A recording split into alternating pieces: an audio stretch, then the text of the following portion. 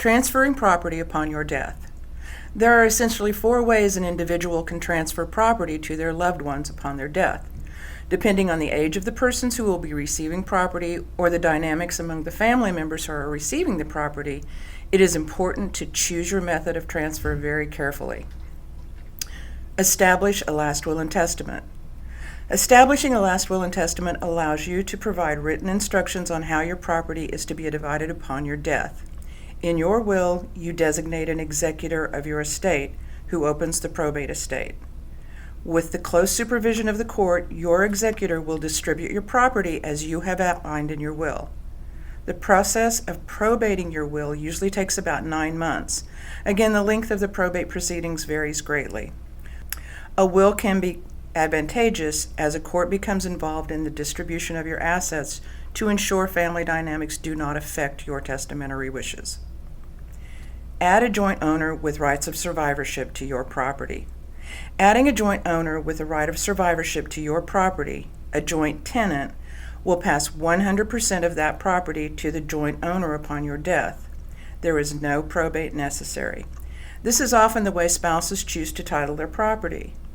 Joint tenancy can, however, be a problem. For instance, if a child is added to an account and that child is later sued, divorce, car accident, etc., 100% of that account may be subject to the lawsuit and the parent may be left with no recourse. Add beneficiary designations to your property.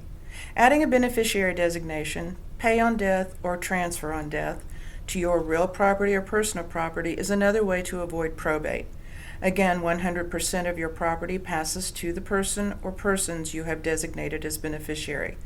Unlike a joint owner, however, the beneficiary has no access to your property until you have passed away, thus avoiding any attachments of your assets by the beneficiary's creditors.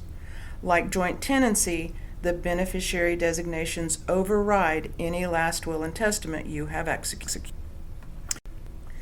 Establish a revocable living trust. A revocable living trust is an estate planning document which allows an individual to direct another person, the trustee, to distribute property upon their death according to specific wishes. Unlike a will, however, a revocable living trust is not probated. In addition to avoiding the time and expense of a court proceeding, the benefits of a revocable living trust are numerous. They ensure your financial affairs remain private, as court records are open to the public. They allow an individual to retain control over their property while they are alive.